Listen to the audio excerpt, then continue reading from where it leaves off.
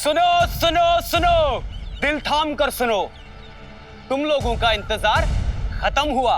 आखिरकार वो बेला आ ही गई जब तुम तमाशे का पहला खेल देखोगे। स्वर्णाबाई की मंडली का पहला खेल एकादशी की रात को होगा।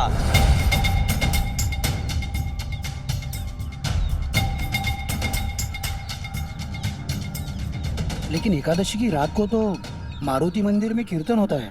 हाँ, क्या करें? सुवर्णाबाई का तमाशा रोज रोज नहीं होता। पहला खेल देखने का मजा ही कुछ और है। मैं तो सबसे पहले देखूंगा भाई। स्वर्णाबाई को कोई और दिन नहीं मिला, मैं तो पहला खेल नहीं देख पाऊंगा। क्यों भाई? हम लोग पूरे परिवार के साथ में कीर्तन में जाते हैं। अगर मैं ही कीर्तन में नहीं गया तो मेरी माँ, बाबा, पत्नी कोई भी मारुति मंदिर में नहीं जा पाएगा। देखो भाई, जिंदगी भर परिवार के लिए करते मरते रहते हम मर्द लोग। अरे कभी कभी यारों दोस्तों के साथ भी मौज मस्ती करनी चाहिए। वो हम लोगों का भी मन करता है कि कुछ देर अपने लिए जिए। सुवर्णाबाई शिरडी में रहने के लिए थोड़ी आई है। और ये तमाशा है, आज यहाँ तो कल वहाँ। सोच लो भाइयों, ऐसा मौका दोबारा नहीं मिलेगा। हाँ, तुम्हारी बात में दम है। हाँ हाँ, हम लोग जाएंगे तमाशा देखने। हाँ हाँ, मैं भी जाऊंगा। अरे क्या खुसर फुसर चल रही है? नहीं, वो कीर्तन की चिंता है ना तुम लोगों को? अरे जब वहां कोई जाएगा ही नहीं तो कीर्तन कैसे होगा?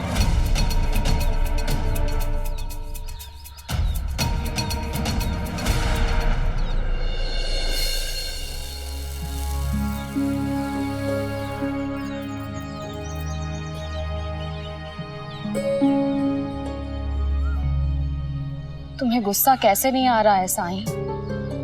उसने जानबूझ के एकादशी का दिन चुना, चुनौती दी है उसने।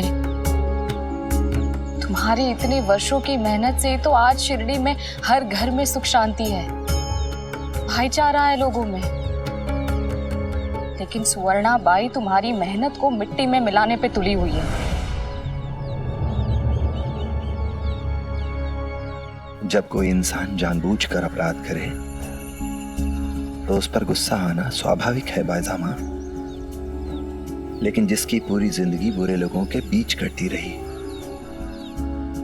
बुरी परिस्थितियों में कटती रही, वो इंसान तो खुद ही सजा भुगत रहा है। ऐसे इंसान पर क्रोध नहीं, उससे सहानुभूति रखनी चाहिए।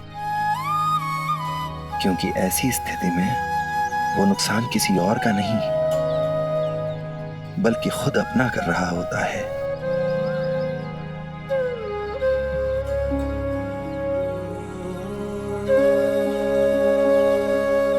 अल्लाह मालिक।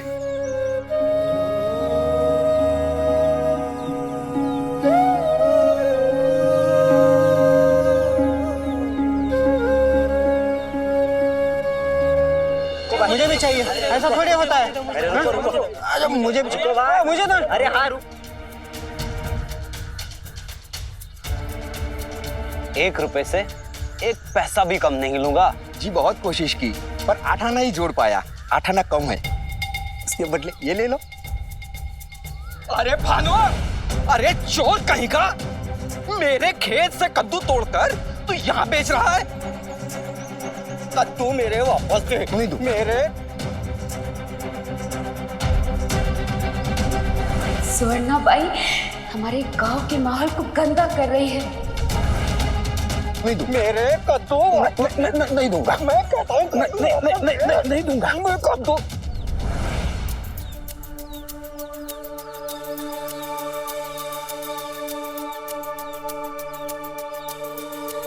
कैसी हो? अच्छी हो। तुम लोगों का मन नहीं करता तमाशा देखने का? तुम्हें कम पैसे में दिखा दूंगा। साथ में चंपा को ले आना। हमें आना मना नहीं है। ओहो, मैं हूं ना।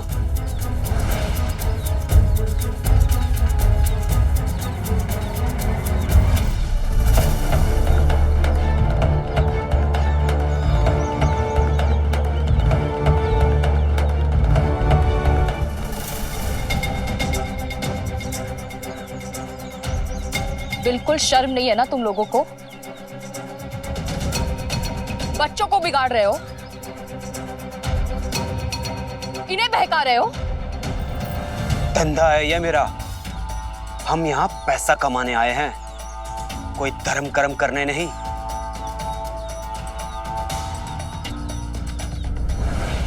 सुना तुम लोगों ने? ऐसे लोगों को प्रोत्साहित करने का नतीजा देखो।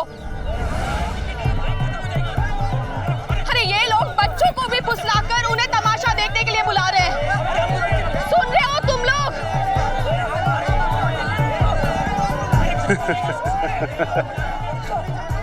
तुम्हें क्या लगता है ऐसे भाषण देने से तुम इन लोगों को तमाशा देखने से रोक सकती हो?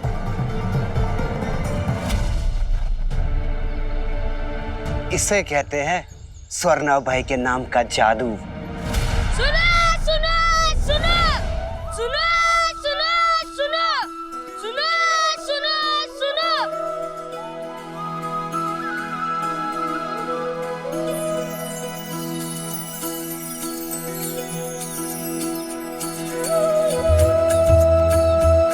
एकादशी की संध्या को मारुति मंदिर में कीर्तन होगा, हमेशा की तरह।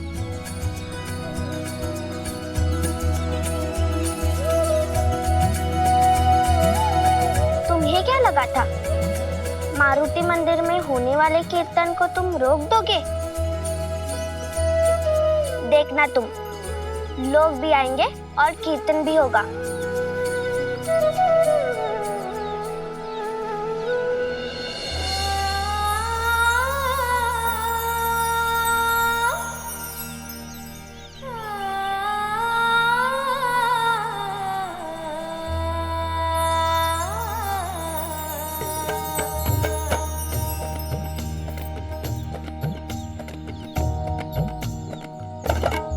तीखी तीखी अदा मेरी सबसे जुदा, तीखी तीखी अदा मेरी सबसे जुदा है, नजर मेरी तेज तरारी, ये कम सिन उम्र ये नमकी अधर, कुरकुरी हूँ भारी करारी।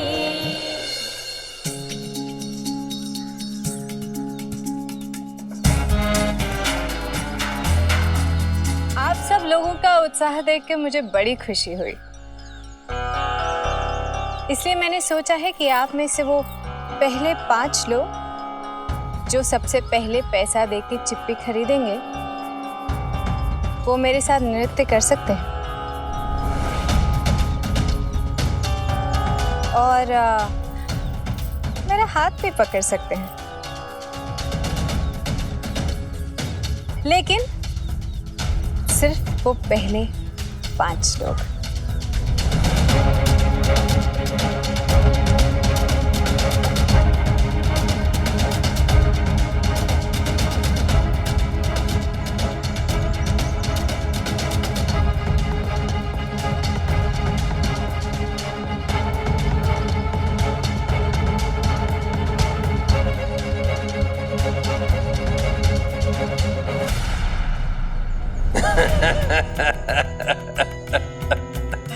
हरिओम, क्या चाल चलिए सुवर्णा भाई।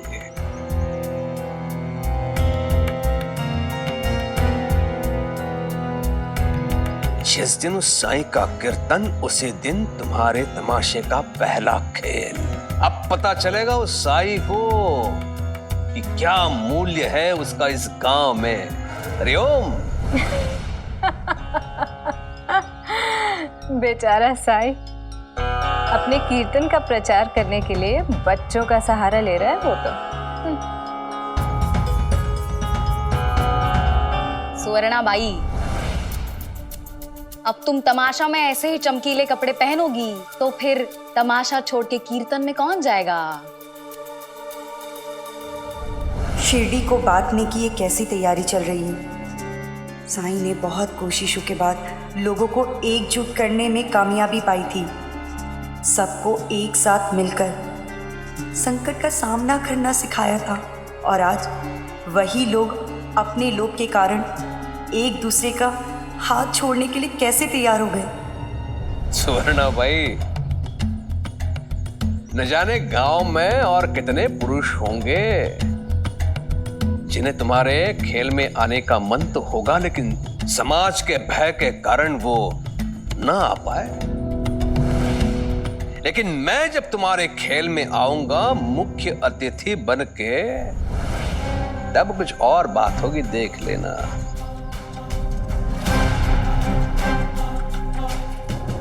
लोग आएंगे शीश उठा के तुम्हारे खेल में क्योंकि मैं गांव का मुखिया हूं।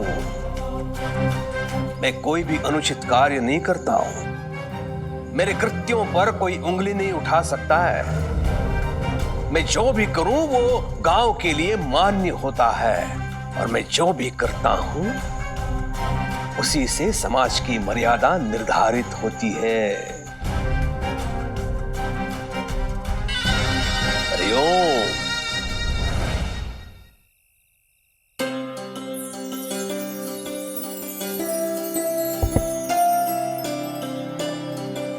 ये लो साई, तुमने जो लाने के लिए कहा था वो हम ले आए। बहुत ढूंढने पे मिला। वो जो बैजू काका है ना, जो कीर्तन करते हैं, वहां से ले आए। तुम देखना साई, सजावट देखकर ही लोग अपने आप आ जाएंगे कीर्तन के लिए, और सुवर्णा बाई के तमाशा में कोई भी नहीं जाएगा। हमारा कीर्तन जरूर होगा। कीर्तन तो एक तरीका है ईश्वर को याद करने का। कोई हो ना हो, कीर्तन तो अकेले भी हो सकता है। तुम और मैं भी मिलकर कर सकते हैं कीर्तन, क्योंकि ईश्वर ये नहीं देखता कि कीर्तन में कितने लोग आए। ईश्वर ये भी नहीं देखता कि किसने कितने फूल चढ़ाए। ईश्वर ये भी नहीं देखता कि किसने कितने ऊंचे स्वर में भजन कीर्तन किया। ईश्वर देखता है तो सिर्फ ये कि अगर किसी ने उसे एक पल के लिए भी याद किया है, तो उसे एक पल में सच्ची भक्ति है या नहीं।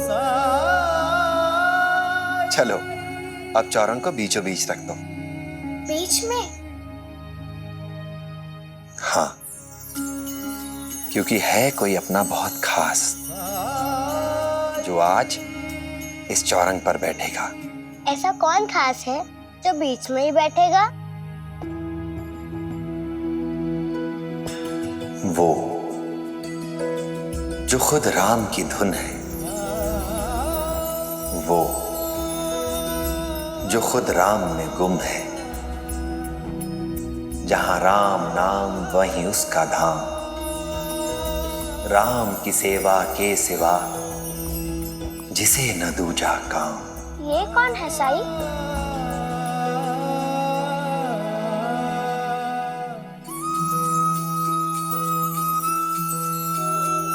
हनुमान जी, वो आएंगे कीर्तन में और वो बैठेंगे बीच में।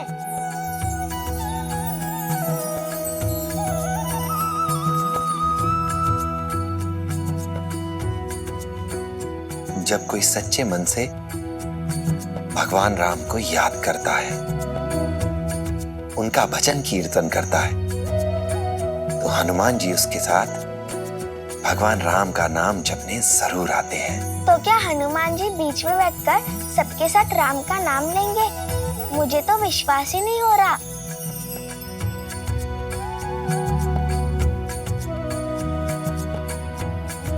आएंगे,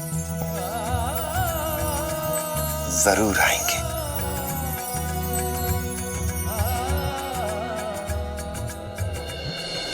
मेरे जीवन में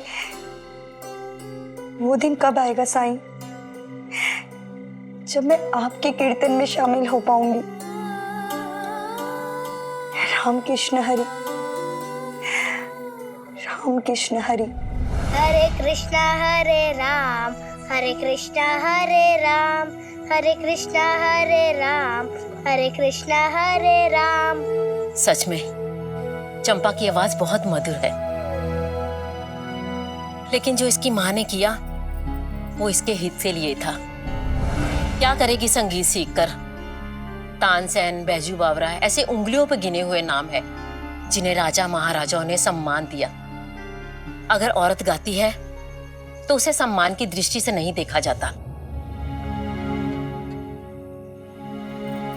समय बदल रहा है, स्त्रियां भी शिक्षा पाने के लिए आगे आ रही। शिक्षा सशक्त करती है और धीरे धीरे समाज का नजरिया भी बदल जाएगा।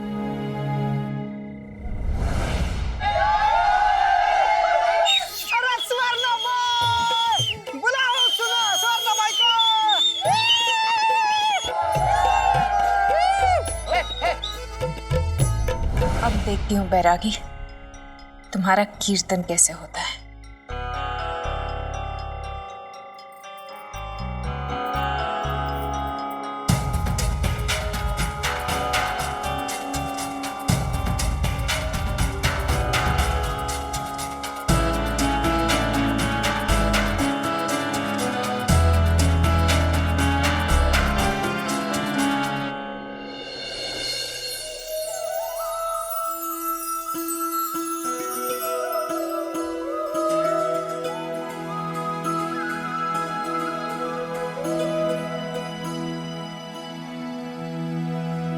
अरे अरे काका, काका उसे मत हटाओ, वहाँ हनुमान जी बैठेंगे।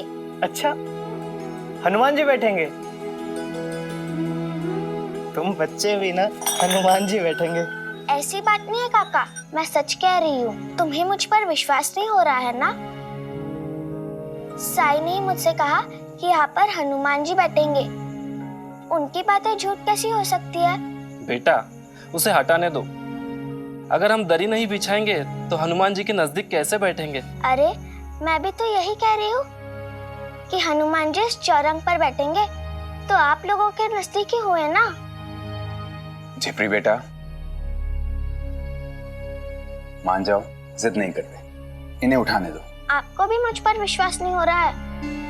रुकिए, जब साई के मुंह से सुनोगे तभी विश्वास होगा। साई,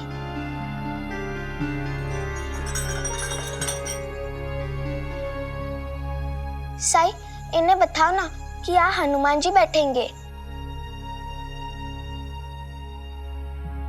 हमें सिर्फ अपने विश्वास से वास्ता होना चाहिए।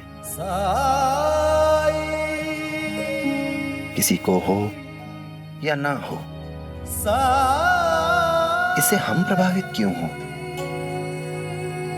उन्हें जब आना होगा तब आ जाएंगे। देखा, साई ने भी स्पष्ट नहीं कहा। चलो, मैं ही हटा देता हूँ चौरंग।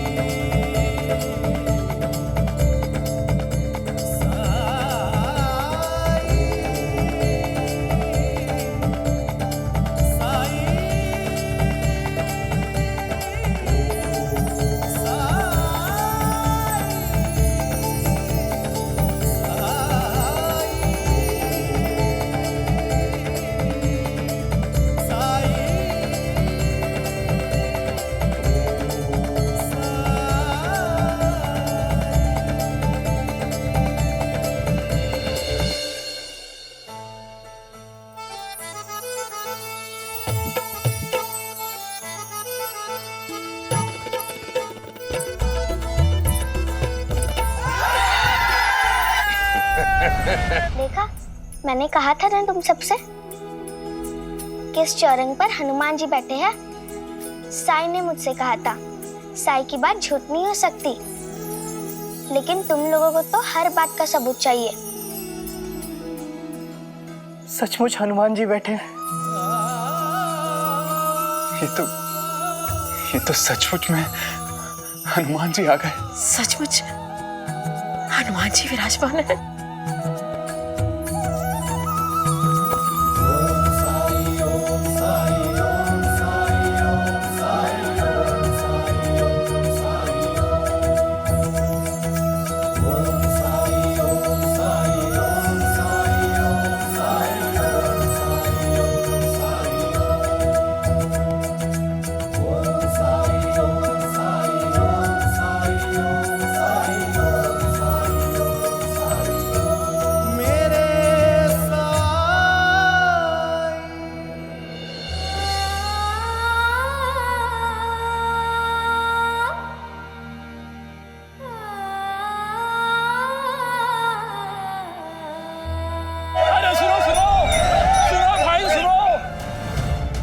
मारुति मंदिर में साक्षात हनुमान जी पधारे।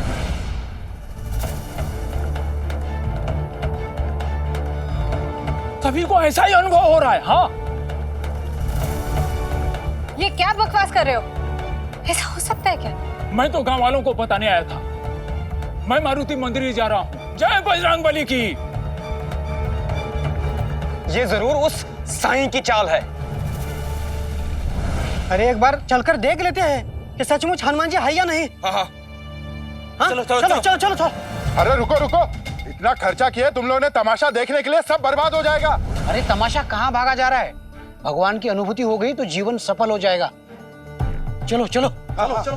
अरे रुको, अरे रुको, अरे रुको, अरे रुको रुको, अरे रुको।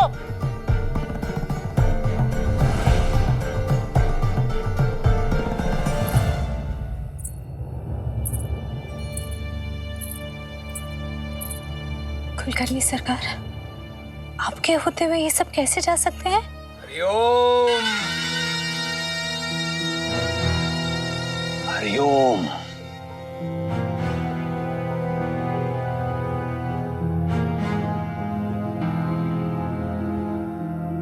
वो बैरागी है ही ऐसा सुवर्ण भाई,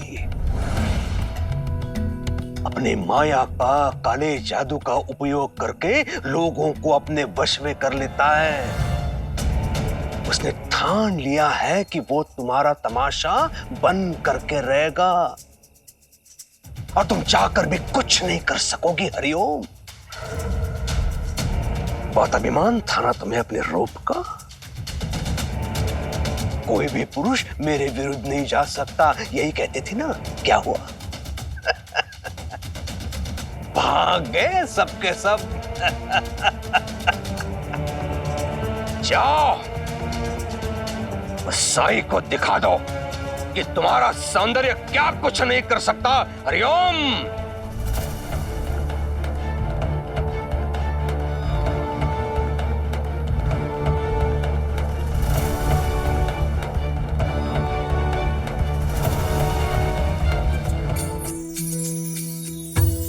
जामवंत के बचन सुहाए, सुनि हनुमंत हृदय अति भाई। तब लगी मोहि परिखेहु तुम भाई, सही दुख कंद मूल फल खाई। जब लगी आवो सीत ही देखी, होई ही काज मोहि हर्ष विशेषी। यह कही नाई सबन कहु माथा, चले हर्ष ही धरि रघुनाथा। सिंधु तीर एक भूधर सुंदर, कौतुक कूद चढ़े उताऊ पर। बार बार रघुबीर संभारी, तर के पवन तनय बल भारी। जहि गिर चरण दे हनुमंता, चले सुगा पाताल तुरंता। जिमि अमोघ रघुपति करबाना, एही भांति चले हनुमाना। जल निधि रघुपति दूत बिचारी, तेई मैं नाक हो ही श्रमहारी। जात पवन सुत देवन देखा, जाने कहूँ बल बुद्धि विशेषा। सुरसाना माहिन कई माता, पठई न्याय कहीं तही बाता। आज सुरन मोहि दीन आहारा, सुनत बचन कह पवन कुमारा। राम काजु करि फिर मैं आवो, सीता कहि सुधि प्रभु सुनावो।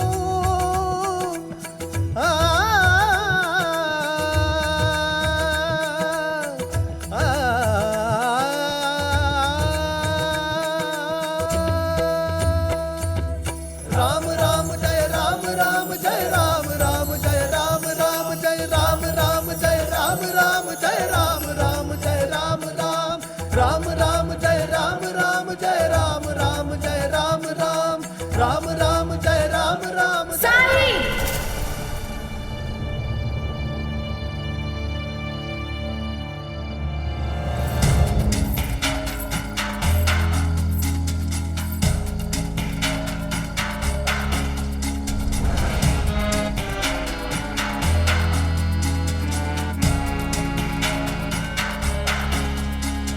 कुलकर्णी सरकार ने तुम्हारे बारे में जितना कहा कम था।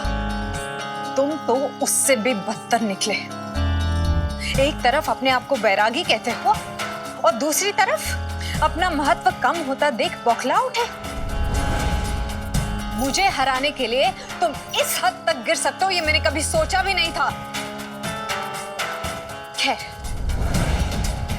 हनुमान आगमन की झूठी खबर फैला के तुमने मेरे तमाशे का पहला दिन तो बर्बाद कर दिया। कहाँ है तुम्हारे हनुमान जी? मुझे तो नहीं दिखाई दे रहे। किसी को दिखाई दे रहे? दिखाई नहीं दिए, लेकिन वो इस चौरंग पर बैठे हैं। इस चौरंग को उठाकर हटाने की बहुत लोगों ने कोशिश की, लेकिन कोई भी उसे हिला नहीं पाया। इस चौरंग पे? चलो मैं खुद ही देख लेती हूँ।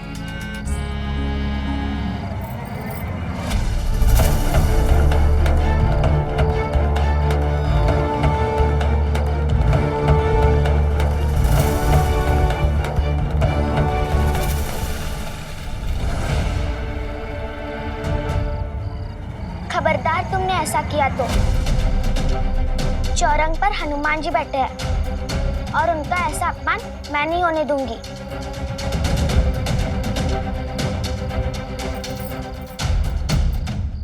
वाह साईं वाह, धर्म की आड़ में, भगवान की आड़ में तुम लोगों को मेरे खिलाफ भड़का रहे हो, उनमें अंधविश्वास फैला रहे हो। वाह।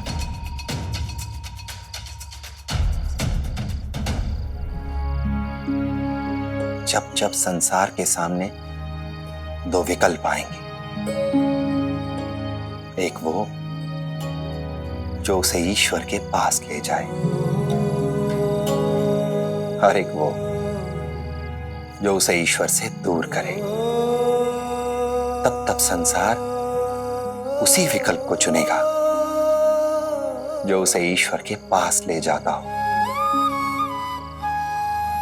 इसलिए नहीं कि मैं या मुझ जैसा कोई और उन्हें भड़का रहा है, बहका रहा है उन्हें, बल्कि इसलिए कि इंसान चाहे कितना ही बहक जाए, ईश्वर को कितना ही भूल जाए,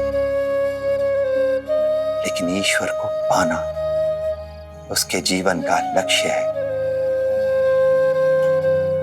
बहन, तुम अपनी ही बनाई सोने की लंका में फंस गई हो। इस रूप के अहंकार और आत्मविश्वास की अति ने तुम्हें तुम्हारी ही बनाई दुनिया में कैद कर दिया है। असली सुवर्णा वो नहीं जो मेरे सामने खड़ी है। असली सुवर्णा तो वो है जो सब कुछ खो जाने के डर से कहीं छुप गई है। तुमने जो कहा वो ना मेरी समझ में आया है, ना यहाँ बैठे किसी और की, लेकिन तुमने जो किया वो सबको नजर आया।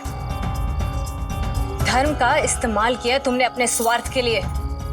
लोगों के विश्वास के साथ खिलवाड़ करके तुमने मेरा पहला तमाशा तो बर्बाद कर दिया। अब क्या, कहीं तुम्हें ये तो नहीं लगता कि मैं यहाँ पे आके तुम्हारा कीर्तन सुनूंगी, इन लोगों के बीच में बैठ के तुम्हारा प्रवचन सुनूंगी? यही होगी ना तुम्हारी जीत? क्यों? एक बात याद रखना साई, सुवर्णा बाई अगर अपनी जिद पे आ जाए तो उसे कोई नहीं हरा सकता।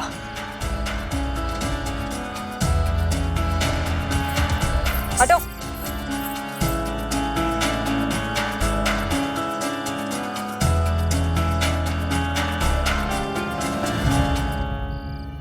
साई, सुवर्णा बाई ने तुमसे इतनी बदतमीजी से बात की, फिर भी तुमने उसे डांटा क्यों नहीं?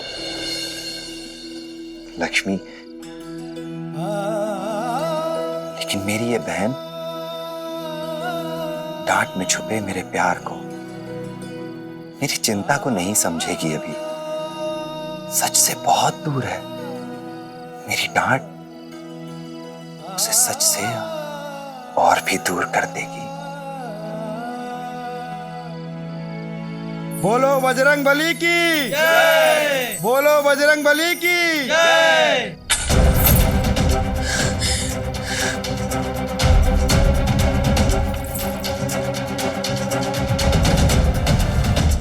गुस्सा इन पे निकालने का क्या फायदा?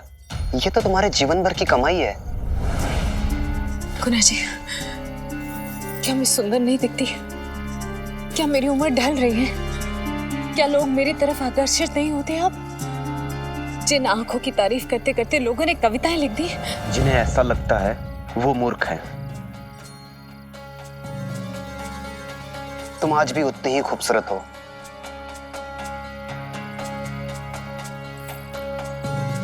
उम्र तुम्हारी खूबसूरती से बहुत पीछे है।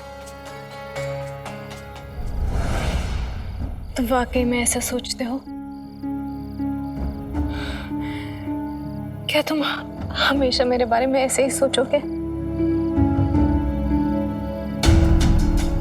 तुम्हारे अलावा सोचने के लिए और मेरा है ही कौन?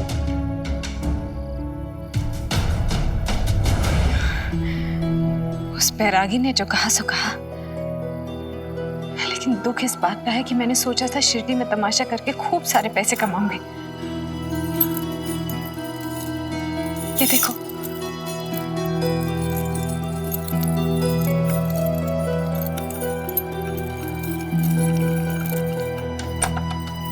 ये देखो,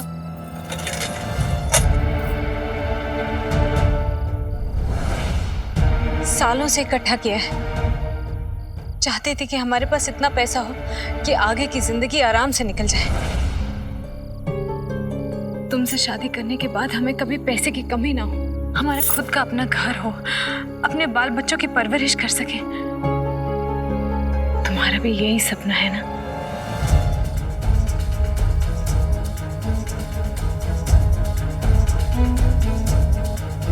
साईं के खेल बिगाड़ने से मेरा और तुम्हारा सपना बिगड़ नहीं सकता है। यहाँ नहीं तो कहीं और जाकर पैसा कमा लेंगे हम। तब तक, जब तक हमारा सपना पूरा होने के लिए किसी के आगे मजबूर ना होना पड़े। मैं शिरडी छोड़ के नहीं जाने वाली। मैं उस साई से हार नहीं मानने वाली। तुम एक काम करो, कुलकर्णी सरकार के पास जाओ और उन्हें कहो कि मैं उनसे मिलना चाहती हूँ इसी वक्त।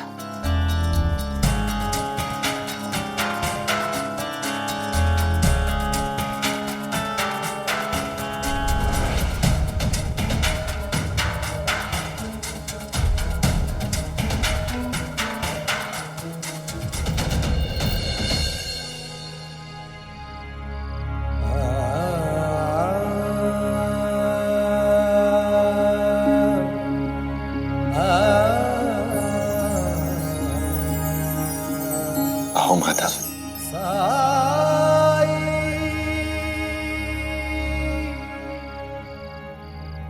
मैंने बनाई हैं खास आपके लिए।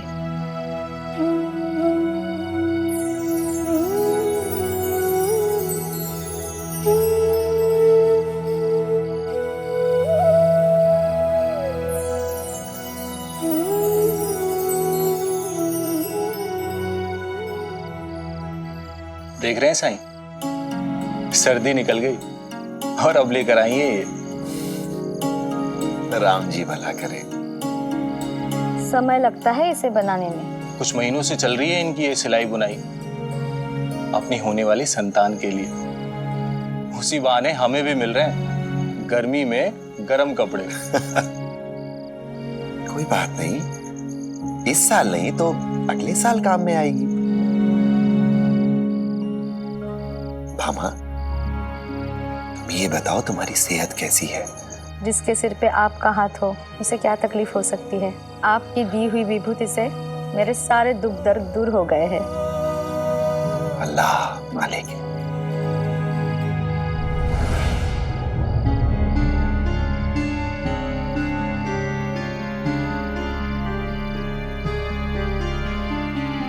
मैं तेल डाल देती हूँ दिया में। नहीं रुको भामा, मैं डाल देता हूँ।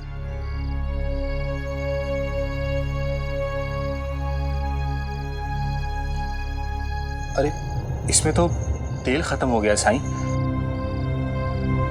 मैं अभी घर से ले आता हूँ। रुको माधव, चिंता मत करो। इस द्वारका माई में कभी अंधेरा नहीं होगा।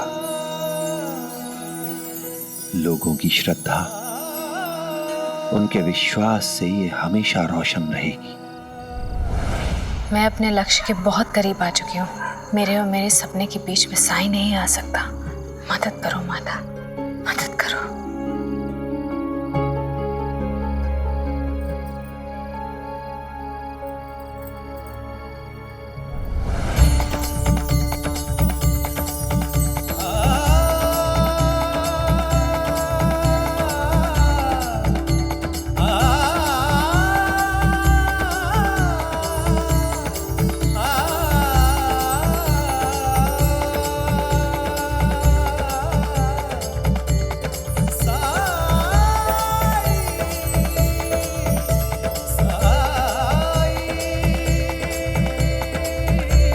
आश्चर्य साईं, अभी तो आपने कहा कि किसी की श्रद्धा और विश्वास से ये द्वारकामाई हमेशा रोशन रहेगी, और अभी इसका मतलब कोई कहीं आपके लिए दिया जला रहा है। कौन है वो भक्त साईं? वही तुम्हारे आने से पहले मैं जिसके लिए प्रार्थना कर रहा था। क्या हुआ है उस भक्त को? अक्सर हमारी कमजोरियां हमें उन चीजों की ओर खींचती हैं जो हमारे लिए अच्छी नहीं होती। लेकिन द्वारका माई में इस दिए को दोबारा चकमकाते हुए देखकर मैं आश्वस्त हो गया हूं कि उसके इरादे भले ही नेक ना हो, लेकिन उसका दिल तो नेक है। इसका मतलब ये हुआ कि उम्मीद अभी भी खत्म नहीं हुई है।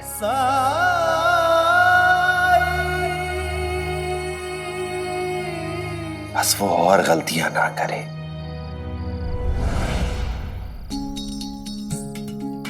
कुलकर्णी सरकार आ गए।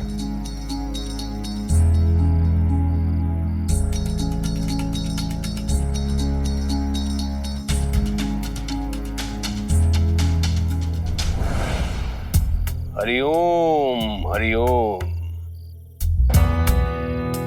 मैंने तो तुम्हारा समर्थन किया था सुवर्णा बाई,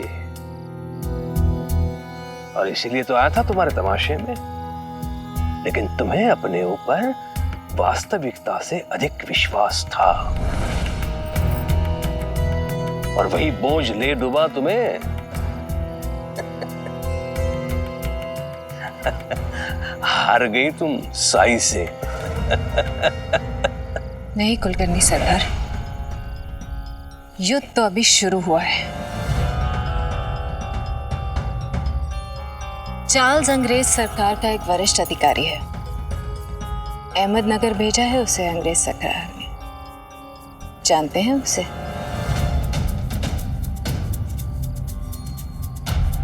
हरिओम, मिलाओ एक बार उससे। परंतु तुम कैसे जानती हो उसे? नाच गाने का बड़ा शौक है उन्हें।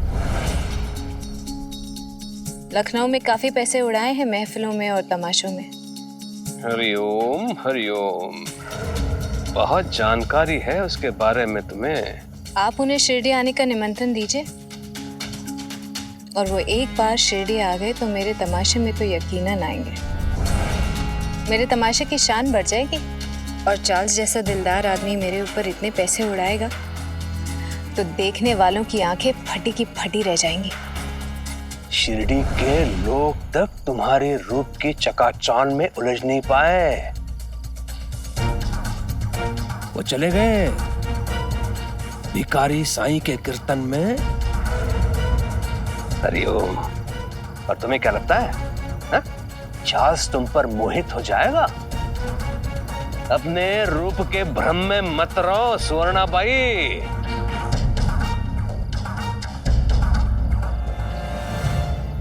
भ्रम तो मुझे किसी और का तोड़ना है।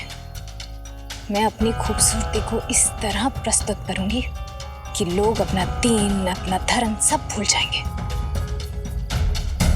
खेल मेरा होगा और हार साईं की।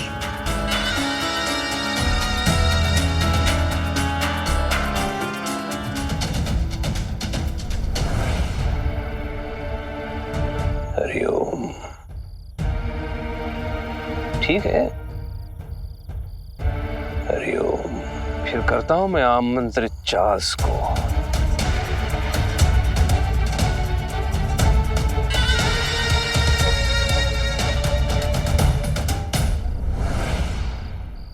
बड़ी गहरी सोच में डूबे हैं सरकार। चार्ल्स को निमंत्रित करना है सुवर्णाबाई का तमाशा देखने के लिए। पर मैंने सुना है कि चार्ल्स ने लखनऊ में कोई कांड किया है, उसकी वजह से उसे यहाँ अहमदनगर में भेजा गया है। कांड क्या हुआ था ये तो पता नहीं है मुझे, लेकिन ऐसे पता चल रहा है कि चार्ल्स अच्छा व्यक्ति नहीं है। मैं कुछ समझा नहीं सरकार, आप कहना क्या चाह रहे हैं? सुवर्णाबाई यदि चार्ल्स को प्रसन्न करती है तो उसका श्रेय चार्ल्स मुझे देगा, और यदि सुवर्णाबाई प्रसन्न करने में असफल रही चार्ल्स को और चार्ल्स ने कुछ बखेड़ा खड़ा कर दिया तो उसके उत्तरदायी होंगे गुणा जी और सुवर्णाबाई। दोनों स्थितियों में मुझे कोई नुकसान नहीं है पंता। अर्थात घी गिरेगा तो थाली में ही गिरेगा।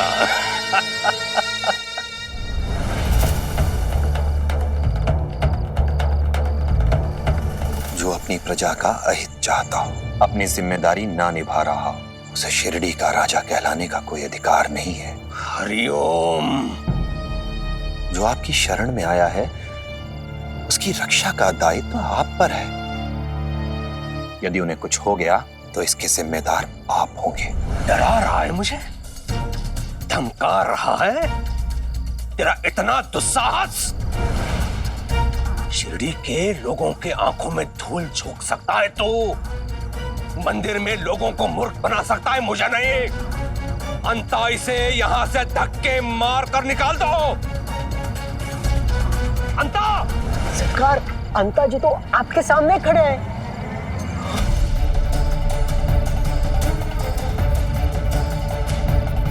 सरकार, आप ये क्या कह रहे हैं? मुझे कुछ समझ में नहीं आया।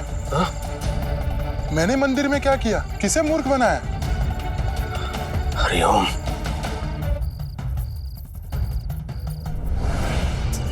मुझे विश्राम की आवश्यकता है।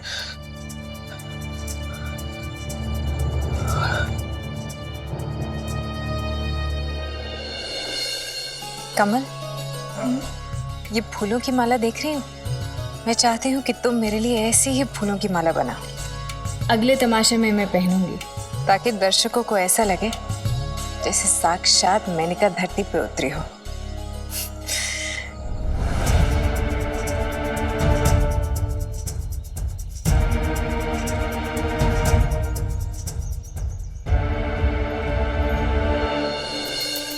चंपा,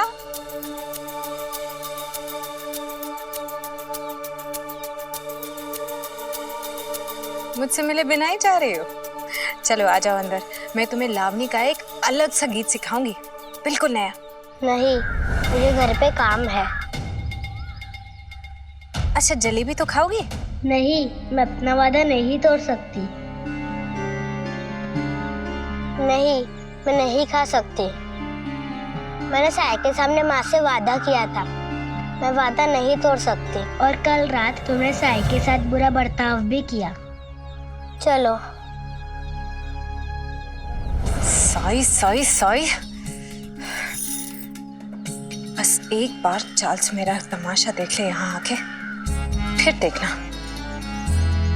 शिरडी छोड़ने से पहले मैं तुम्हारा वो हाल करूंगी कि तुम मरते दम तक याद रखोगे। तुमने भगवान का सहारा लेके लोगों को उल्लू बनाया, लेकिन तुम भूल गए कि अंग्रेजों के राज में सिर्फ एक भगवान है, और वो है अंग्रेजी सरकार। और अंग्रेज सरकार जिसके साथ है उससे कोई जीत नहीं सकता।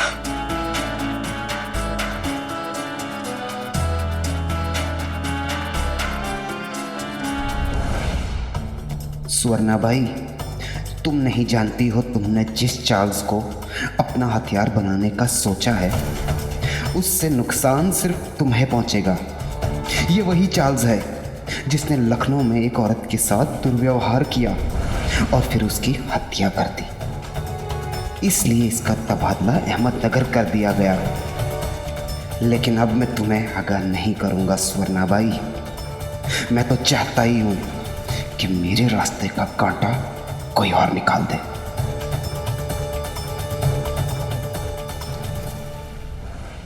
ऐसे और भी मज़ेदार वीडियो के लिए हमारे चैनल को लाइक, शेयर और सब्सक्राइब करें।